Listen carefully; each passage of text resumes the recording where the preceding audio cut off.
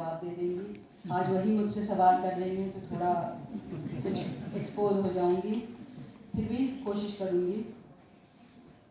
ज़्यादा नहीं बोलूंगी, मृदा जी जानती हैं ज़्यादा नहीं बोल सकती। पर जो आपने सवाल मृदा जी किया है मैं उसी से शुरू करूंगी। और मेरा ख्याल है आप बहुत अच्छे से जानती हैं कि मैं इस पर क्या सोचती हूँ। बहुत कुछ वही सोचती हूँ जो आप भी सोचती हैं कि हम लोगों की बहुत पहचानें होती हैं, हम लोग बहुत से क्षेत्र में कारगर होते हैं। अलग अलग वक्त में अलग अलग क्षेत्र में हम अपनी किसी एक पहचान के साथ सामने आते हैं। साहित्य वो क्षेत्र है जहाँ हम बतौर साहित्यकार आना चाहते हैं, ना कि महिला लेखक या पुरुष लेखक तो कोई कहता ही नहीं है, लेखक माने पुरुष होता है। और आज तो ट्रांसजेंडर भी एक कैटेगरी हो गई है, ट्रांसजेंडर लेखक। ये सब मुझे लगता है कि हमारे संग थोड़ा अन्याय होता है, ऐसा हमको अलग कर देने से। खासकर उन महिला लेखकों के साथ अन्याय होता है जिन्होंने सिर्फ महिलाओं की बात को उठाने का ठेका नहीं लिया है। तो जब मैत्री पुष्पा जी बोलती हैं कि वो महिला लेखक हैं और महिला लेखन करती हैं, तो इसमें कोई परेशानी की बात नहीं है। बहुत इज्जत से मैं ये बात कह रही हूँ, ये उनका चुनाव है और वो उन्होंने ये बीड़ा उठाया है, इस मुहिम को वो आगे बढ़ाती हैं। कृष्णा जी हैं, मृदा जी हैं, ये लेखन ये सोच के नहीं करती हैं कि उनको महिला की किसी संवेदना को खास तवज्जो देना है। संवेदना तरह तरह से हम में आती है और हम सब में अलग अलग तरह से मुखर होती है और अपना एक्सप्रेशन पाती है। तो ये लेखक वे लेखक हैं जो शायद इंसानों के बारे में लिखते हैं। और इसको गलत ना समझिएगा, मैं मैत्रेयी जी जैसे लेखकों को ज़रा भी नीचा नहीं बताऊँ, बिल्कुल भी। वो अपना काम बहुत अच्छे से करती हैं, हमारी बड़ी लेखकों में वो भी हैं, लेकिन वो इस आइडेंटिटी को दूसरी तरह से परतती हैं।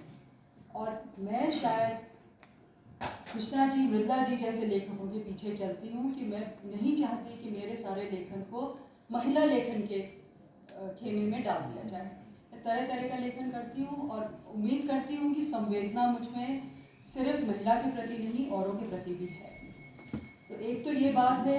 अब आज के सेशन का शायद टाइटल है women's writing in across India.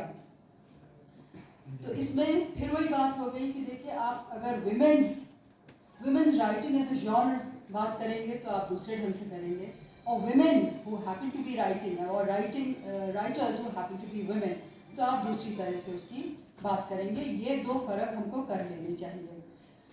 जहाँ तक पूरे हिंदुस्तान का सवाल है, मृदा जी, अफसोस की बात है कि मैं बहुत ज़्यादा कह नहीं सकती हूँ। बहुत ही हैपहैज़र्ड तरह से मैं जानती हूँ कि हिंदुस्तान में क्या क्या हो रहा है। इसके पीछे जो दुख भरी बात है वो है हमारे यहाँ अनुवादों की स्थिति। कुछ ऐसा हुआ है कि अनुवाद के दो ही खेमे बने हैं, अंग्रेज़ी और बाकी भाषाएं।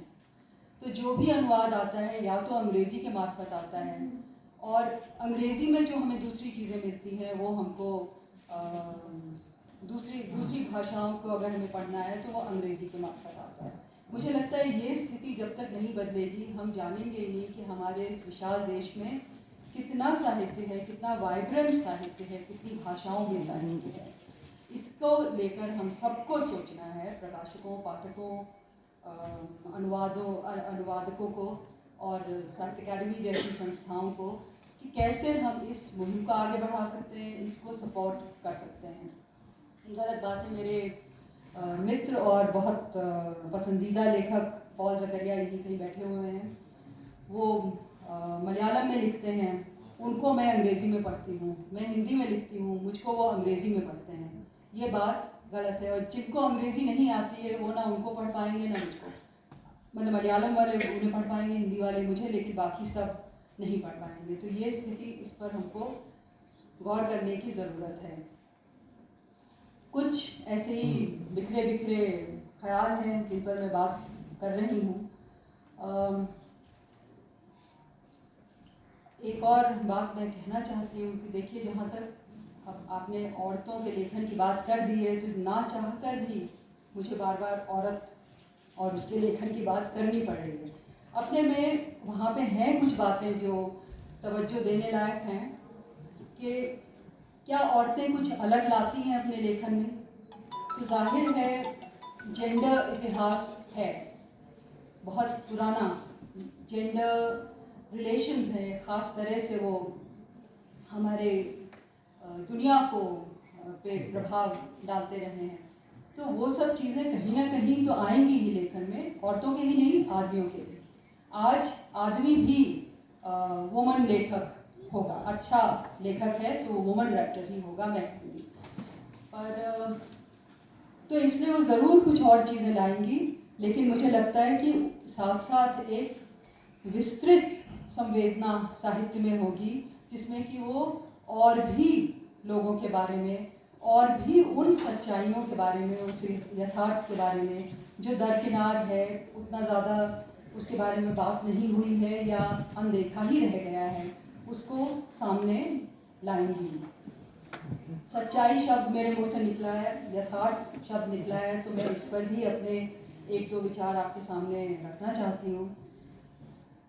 एक वक्त था जब माना गया कि यथार्थ को कहने का एक ख़ास तरीका है, जिसको हम लोग कहते हैं सोशल रियलिज्म, की कहानी को सामने रख दिया जाए, जो कुछ लेखकों ने बखूब किया। प्रेमचंद ने बहुत ही ज़बरदस्त तरह से किया।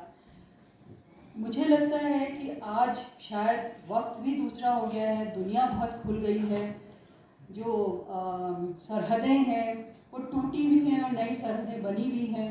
तो एक कुछ दूसरी तरह का घालमेल और सर्कस है, जिसमें शायद वही एक ढंग यथार्थ का ना ज़रूरी रह गया है, ना सार्थक रह गया है। उस तरह से जो अच्छा लिख सकता है ज़रूर वैसे करती हैं, मगर और भी ढंग है यथार्थ को कहने के। यथार्थ को लेकर हमारे अंदर एक सरल और सरलीकरण हो गया है कि जब हम किसी चीज़ को का बस एक सीधा ब्यौरा दे दें तभी हम यथार्थ को कह रहे हैं। यथार्थ सिर्फ सीधा ब्यौरा नहीं है, मन के भीतर भी अजीब तरह से पेचीदगियाँ जो चल रही हैं वो भी यथार्थ का ही हिस्सा है। जो कुछ एक टूटा फूटा सर्कस और एक्रोबैटिक्स हमारे चारों ओर चल रहे हैं, अगर वो लेखन में व्यक्त होते हैं तो वो भी यथार्थ का हिस्सा है। तो हमें यथार्थ की भी समझ को थोड़ा और विस्तार देना पड़ेगा, गहराई देनी पड़ेगी। और इसमें कोई बात और, हाँ, मैं ये कहना चाहती हूँ कि इसमें मेरे मन में ये बात बहुत पहले आती रही है कि साहित्य एक कला है और भी बहुत सी कलाएं हैं, इन सब में आपस में संवाद होता है। और मैं मानती हूँ कि हर कला में हर कला का समावेश है। सब कलाएं मिलकर एक कृति तैयार करेंगी। आप किसी भी कलात्मक क्षेत्र में हों, अलग अलग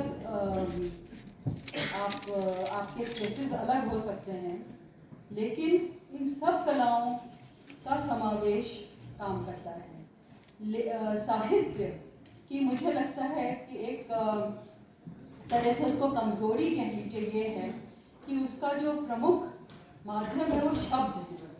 शब्द कोई ऐसी चीज़ है जो हम लोग रोज़ इस्तेमाल करते हैं, तो हमको लगने लगता है हमें लगता है कि हर चीज़ बस शब्द से ही कह देनी है और बस ऐसे कह देनी है। जबकि शब्द, मैं ये मानती हूँ कि शब्द भी दूसरे ढंग से बढ़ते जा सकते हैं, जिसमें सिर्फ वो जो कह रहे हैं वही नहीं शामिल है, जो नहीं कह रहे हैं वो भी शामिल है, जो उनकी ध्वनि है वो भी शामिल है, जो एक उनका खुलापन है जिसमें कि उनको आप एक मायने में नहीं कैद कर सकते हैं, वो भी शामिल है। तो मुझे और शायद मेरी पीढ़ी को इस शब्दों की इस महिमा को लेकर हम बहुत ज़्यादा शायद प्रफुल्लित होते हैं, उत्साह हमें होता है, तरह तरह की हम कोशिशें करते हैं, कुछ बनती हैं कुछ नहीं बनती हैं, लेकिन ये एक ज़रूरी पहलू है जो शायद मेरी पीढ़ी में बहुत ज़्यादा दिखाई पड़ रहा है। इसके अलावा बस मैं एक आखिरी चीज़ इसलिए कहूँगी कि शायद कुछ दिनों के लिए जब भी मेरा नाम हिंदुस्तान में लिया जाएगा तो बुकर साथ में जोड़ा जाएगा, कुछ दिनों के लिए, क्योंकि मैं नहीं समझती कि इस तरह की गर्मा गर्म खबर बहुत दिनों तक गर्म रहती है। साहित्य में खासकर नहीं, फिल्म स्टारों के साथ और क्रिकेटर्स के साथ हो सकता है, लेकिन साहित्य में आम जनता में इतनी शायद इतना गांधीर्य नहीं है, इतना धैर्य नहीं है कि वो रुके रहें कि अच्छा अब अगली किताब आपकी क्या है, शायद इस किताब को भी नहीं पढ़ेंगे, अगली तो छोड़िए। तो जो सिर्फ जो साहित्यिक सर्कल्स हैं वहीं पर किताबों का, साहित्य का मतलब रहेगा, और वो सर्कल बहुत अच्छे से समझता है कि पुरस्कार का मतलब क्या होता है। और ये आप यकीन मानिए, मैं काफ़ी बार कह चुकी हूँ, पर आज भी बहुत ही विनय के साथ आप लोगों के सामने कह रही हूँ, शायद थोड़े गुस्से के साथ भी कह रही हूँ, कि पुरस्कार जो है आपको एक पहचान देता है। पुरस्कार कोई एक पल होता है जो बहुत से सहयोग मिल जाते हैं। कोई भी लेखक, कोई भी कृति अकेले उसकी नहीं होती है, अकेले उसी के किए नहीं बनती है। मेरी परंपरा, मेरे आसपास के सब लोग न जाने क्या क्या मिलकर मुझे इस लायक बनाता है कि मैं कोई कृति तैयार करूँ।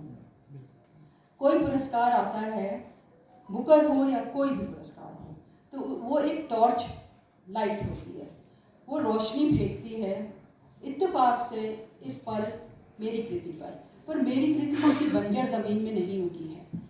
वो जिस ज़मीन पे उगी है वहाँ रोशनी पड़ रही है।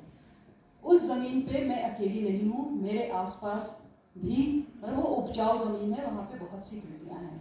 और आप यकीन मानिए, मैं बहुत विनय से आपको बात कर रही हूँ कि टॉर्च की तरफ देखना बंद कर दीजिए, जहाँ रोशनी पड़ रही है वहाँ देखिए, और वहाँ देखिए क्या है।